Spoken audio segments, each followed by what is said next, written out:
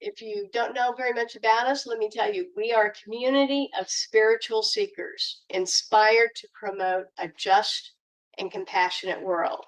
This is our mission statement. We come together this morning to join in a spiritual community sharing, a refreshing variety of individual histories where each person has the freedom and responsibility to search for their own truth and meaning. So today's speaker is Reverend Sean Harvey. He is an interfaith and interspiritual minister who has dedicated his life to amplifying and expanding the reach of the warrior compassion message, which is basically, you could define that as radical, unconditional love, compassion, and deeper humanity. Sean is the author of Warrior Compassion, Unleashing the Healing Power of Men. The former head of personal transformation and well-being at Eileen Fisher and college professor at Cornell, NYU, and Baruch College, CU, NY. Currently affiliated with George Washington University. He spends much of his time focused on deepening compassion in hyper-masculine systems, police, military, and defense, and in such power centers as government, finance, and technology.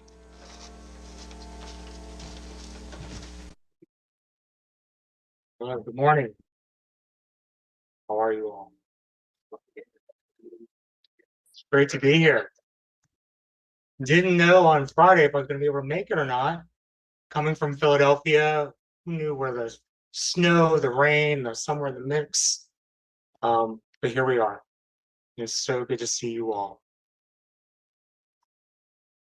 So, as we open worship today, the reading is, "With love as my guide.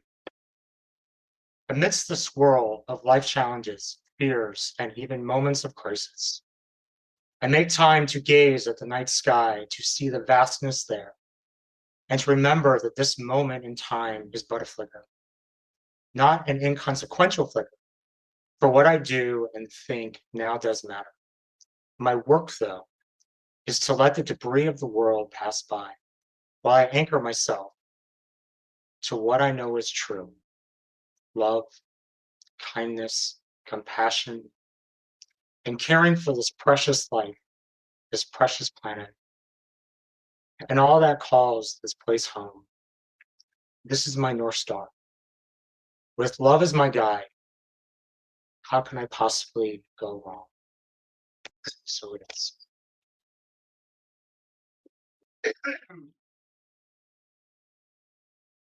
Hey.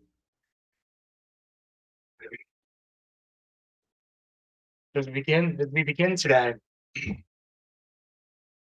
I like to just start by offering an opening quote that I often, if not always, use, which is imagining what's possible. Imagine what's possible in the world when we come into our integrated selves, where we see each other in our full humanity and possess deeper levels of compassion for ourselves and everyone around us.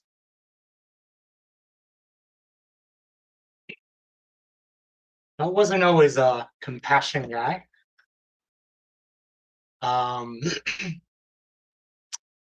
And the book I wrote, Warrior Compassion, it really was based on my journey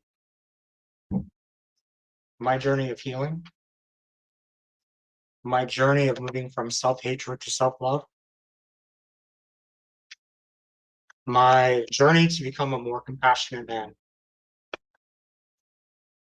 and realizing how many men are struggling, how many men are suffering, and how many men are suffering in silence. And so I wrote a book to really offer a roadmap for men on a soul healing journey to come into themselves, to come into their integrated selves, and to learn how to love in a new way.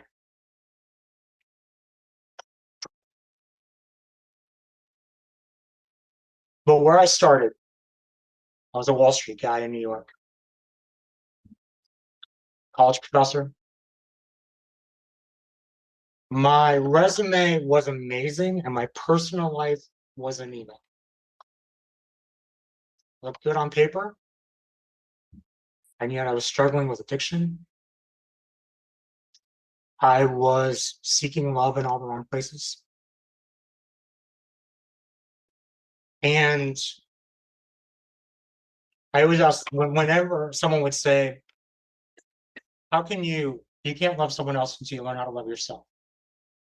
And I would often say, well, where's the freaking roadmap? I don't know how to do this. Well, at 40, so on my 40th birthday, I had had enough of my old life. I was running a consulting division in New York, teaching at an Ivy League school. And on my 40th birthday, I gave all that up. And I walked into my CEO's office and I said, I've lost my heart and my soul in this job. And as my birthday present to me, I resigned.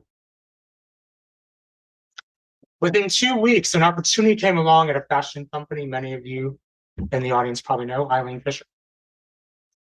And I went to work and I went on an 8-month interview process. 8 months. 80 people were up for the job. I got the offer. But it was on my first day that my life changed. My two bosses sat me down for lunch and they said, so Sean, we just want to acknowledge that you have proven yourself in the interview process. Now we want you to stop proving yourself and learn how to be who you actually are.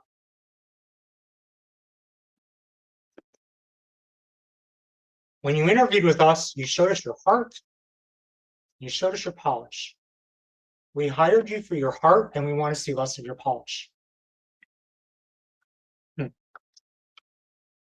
So that stuck with me.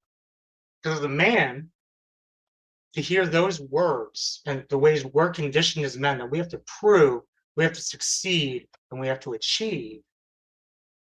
And I was being asked to just be. So I say that was my permission moment. That gave me permission to start looking at who I am in a deeper way, with the support in the place I wasn't expecting. Now, 3 weeks later, I was at Eileen's house. She's a real person. In her living room for an all-day, 2-day retreat or 2-day experience around creativity. 3 hours in, I find myself doing interpretive dance to a poem about a bumblebee finding her nectar while drums were beating in the background. And my boss, after apparently I had full extension in my kicks. I wasn't a cheerleader in high school, so I didn't lose my flexibility. My boss comes up laughing, giggling, and said, "You know, you're in a different world now, right?" Now, Eileen Fisher is a very socially conscious organization. 83% women, 17% men. And it is unapologetically designed through feminine leadership and elevates the feminine energy. So what did I notice? I noticed how everyone in the organization was transforming. But what I really noticed was how men in the organization were being transformed organically, unintentionally. And when I would have conversations with men, I'm like, yo, I think I'm changing. Are you changing? I was like, well, I noticed when my wife said that I listen differently, that I'm more patient. My personal favorite, that I stopped needing to be right all the time. And I started to be more curious. That I started to have more access to my emotional expression. That I was able to tap into my creativity differently. that I was able to solve complex. I was able to, one,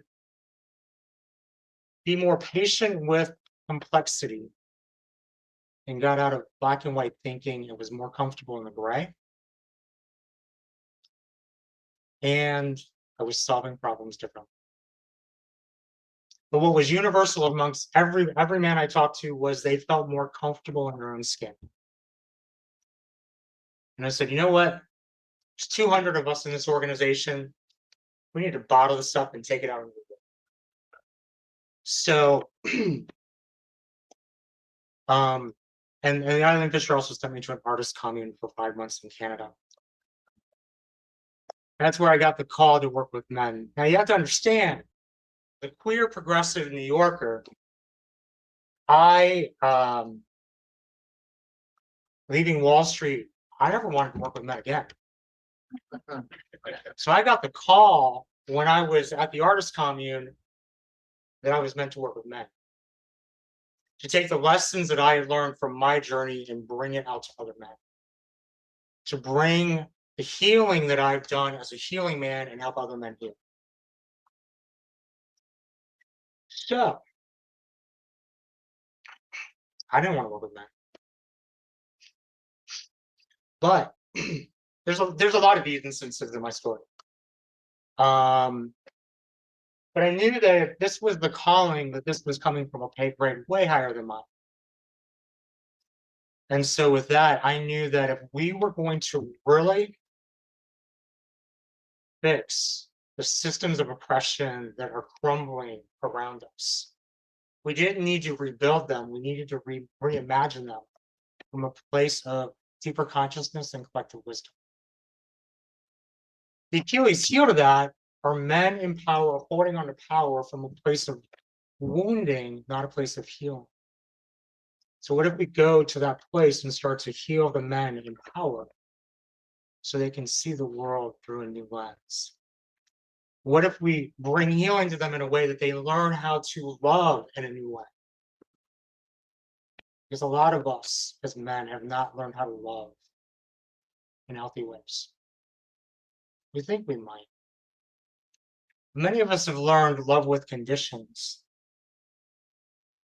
but we haven't often learned unconditional love.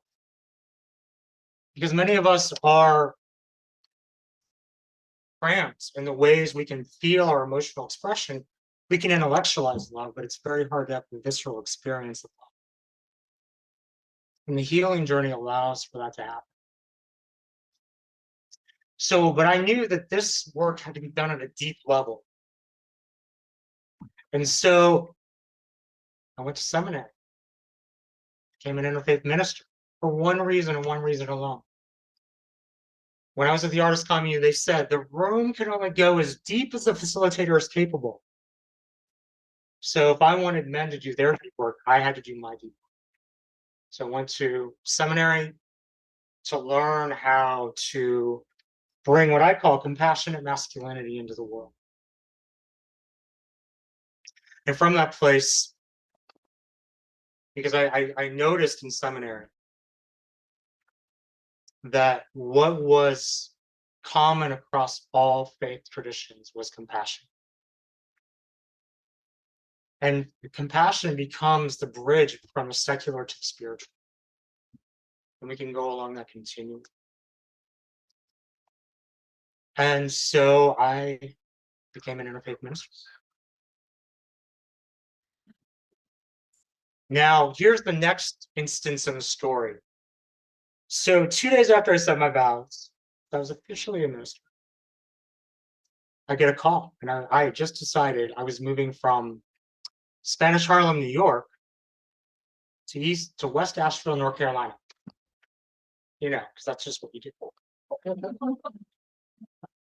So 2 days after I say my vows, I get a video from a friend of mine, and it's the chief of police of the Asheville Police Department. At the beginning of the pandemic, when I graduated seminary, they had come and militarized at a Black Lives Matter protest, destroyed a medic tent, made national news. And so the police chief was doing a video, basically made a call for saying, I screwed up, we screwed up, we're reforming in the department. Would you like to be part of? If you're a member of the community, would you like to be part of police reform ethics? So, seminary, what they say is when you hear the call, you say yes, no matter what, even if you don't think you're qualified. Hey, you know, prove outcomes. Step. From that place, the next morning, I sent him a note, sent him an email directly to his email. I opened with my best friend in London, who's mixed race, will visit me in New York, but won't visit me in Asheville because he's afraid of being murdered by your police. I said, because I cannot guarantee him his safety, I have to be part of this. And because of my credentials and my background, that led to a one-on-one with the chief of police. And he had two asks in that conversation. Can you help me deepen the level of compassion among my officers? And two, can you create conversations between community members and officers to humanize each other for a new relationship going forward? I said yes. They had lost 80 officers, so and to resignations and retirements. So that did not take shape in Asheville. However, the universe brought 6 of us together organically right at that same time. And we formed Project Compassion, which is a national initiative to deepen compassion in police departments. And we combined military officers, FBI agents, former head of the National Academy of the FBI, Monaco, masculinity experts, compassion experts, and culture transformation experts to come together to say, how do we transform police departments from a place of deeper compassion? And now where we are is we've just formed a partnership with Department of Justice sponsored organization to elevate the number of women in police departments by 30% by 2030. Because we see if we can deepen compassion, elevate the number of women in policing, transform the cultures of police departments from a place of compassion, we can start to see healing coming in our public safety initiatives. Now, again, I didn't want to do that, but it showed up and I went with it. So then where the journey took me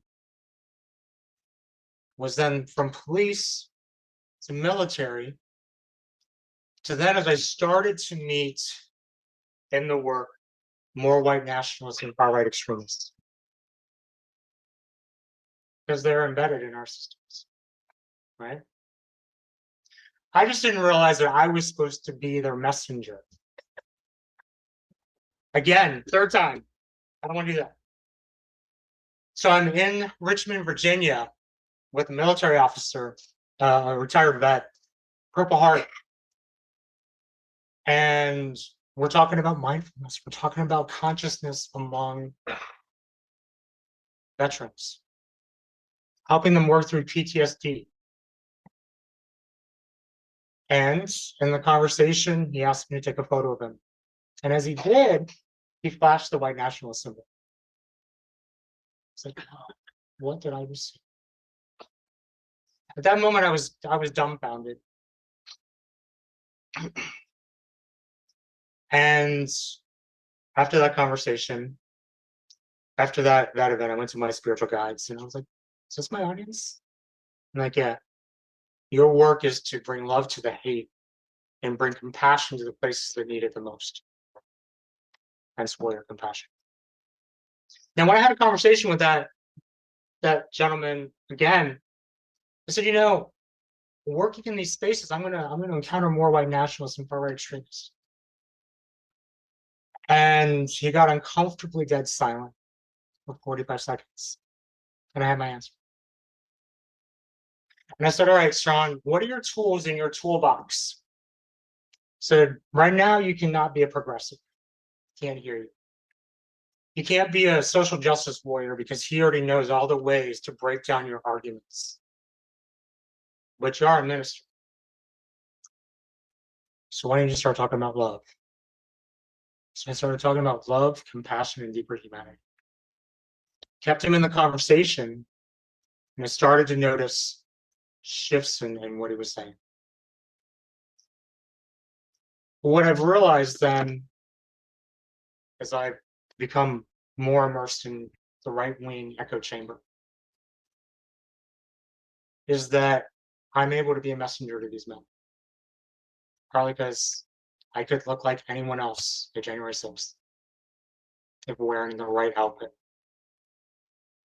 I got the energy, the attitude that I could pass. And yet the words that come out of my mouth are not familiar for a lot of these men, and they're often intrigued by what I'm saying. And they often say they find me non-threatening and they feel safe opening up. And what I find is that I have to then keep the social justice work in my heart to be able to get them to the place to open their hearts so then they are ready to start doing the work around justice, forgiveness, and repentance. But it's a process, it's a journey. And the more I understand the values, I understand the values, I understand the motivations, but what I'm really starting to understand is the fears. And when people ask me, how can you as a queer progressive work with white nationalists? What I have to say is I've done my work enough. As much as I abhor the views and perspectives, I can see their humanity. And I can love them in their humanity. And from that place, I understand the suffering that comes from the views they hold, from toxic conditioning and faulty teaching. And from that place, what I find is what I'm speaking to in this work and in this ministry is how to offer hope. And what I often say is, I meet these men in their suffering. I don't meet them where they are. I think that can be condescending. I meet them in their suffering. I listen for their yearning, and they offer hope in the midst of both. One of the things that my team did, the Project Compassion team did, after the Uvalde shooting, we had a meeting with Senate staffers for Dick Durbin. And they kept the meeting even as they were trying to do bipartisan legislation. And in that conversation, we had 30 minutes with his staffers to talk about Project Compassion. But in 30 minutes, what we talked about was mass shootings, gun violence, police shootings, police violence, police suicides, and veteran suicides. And what I realized in that moment was this is the conversation for men when they lose hope. When all they see are their alternatives is, I have no other alternative but to take my life, take someone else's life, or commit violence. And so this work of how do we offer hope? And that's the basis for warrior compassion. So when you think about warrior compassion, this idea, unleashing the healing power of warrior compassion, it's intentionally not compassionate warrior. Because compassionate warrior asks you to take an identity that a lot of men might not be ready or willing to take.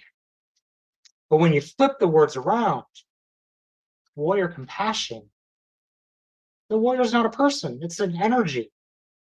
It's a courageous, fierce energy that activates the compassion that is available to every man if he's courageous enough to look within. And from that place of looking within, that's where the healing can happen. When we're able to accept the good, accept the flaws, learn to live, learn to love the gift of our shadow, and learn to love ourselves in our entirety. That's the work. So I want to just quote in my book, I talk about. So I looked at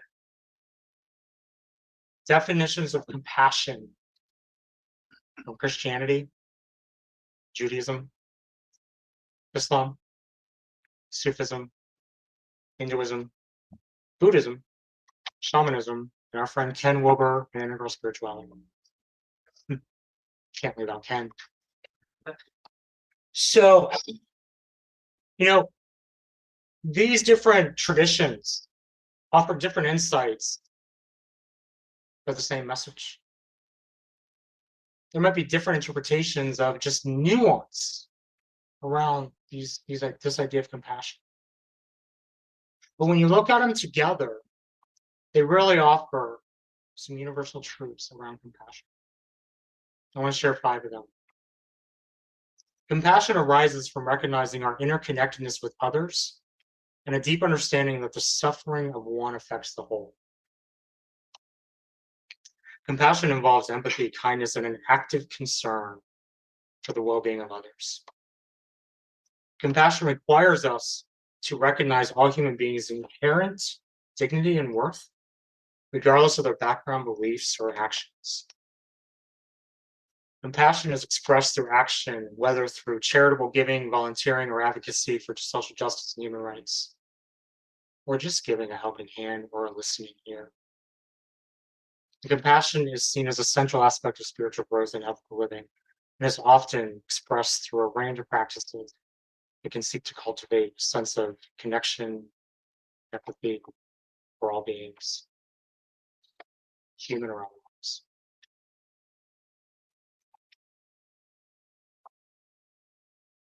When I think about this work,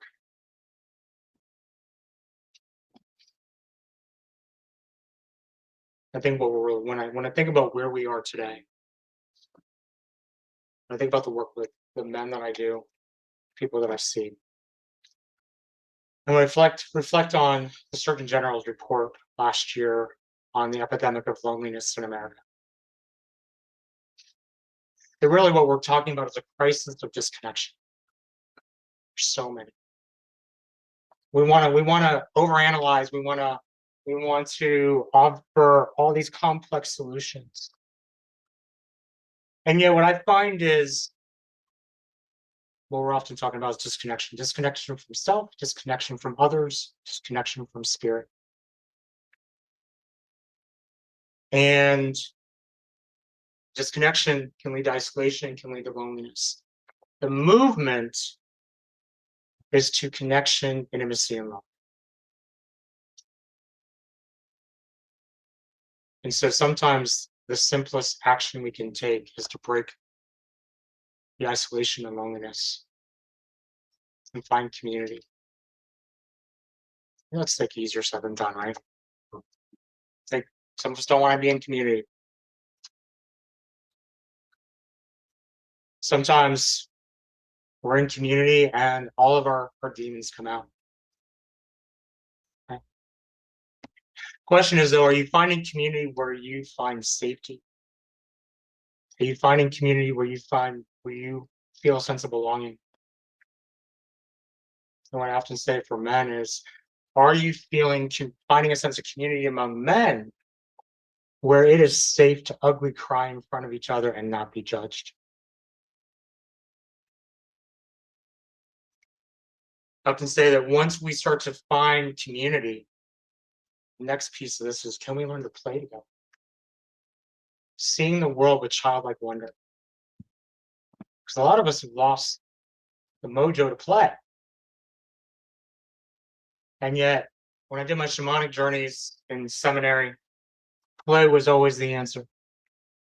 When I went to the artist commune, play was always the answer. Because what it does is it takes us out of ourselves to reveal parts of our inner life that we don't have capacity to when we just try to understand from the logical mind. And we can start to make sense of our stories. We can start to make sense of what's coming up. We can start to get curious. And then on this journey,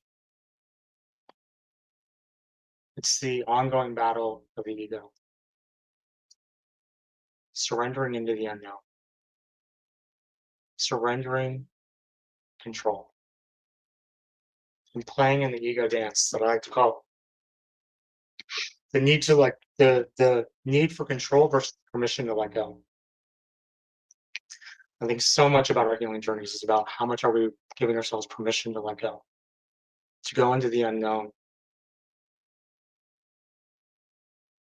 and where I will start to land the plane, the more we're able to let go and surrender, the more we can start listening to the voice from within.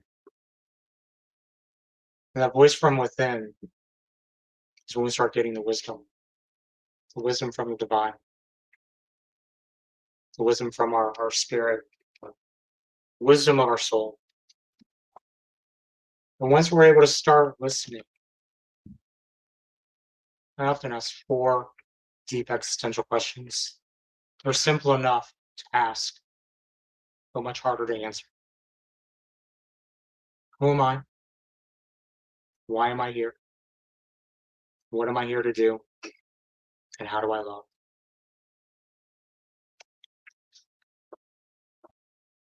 As you start to explore those questions, you start to look at what's getting in the way of finding the answers. That's often the places you're looking at healing. And what needs to be healed to get the clarity? What needs to be healed to get the understanding? What needs to be healed to get the wisdom? And as we start to heal, we start to come into a new energy. We start to come into a new way of seeing the world and a new way of being.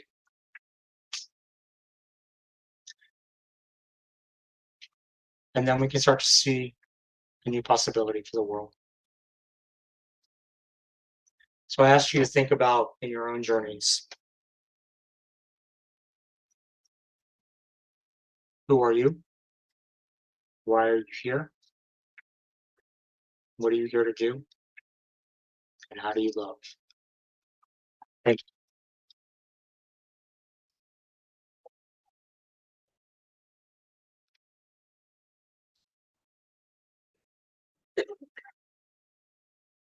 Close. Again, imagining what's possible.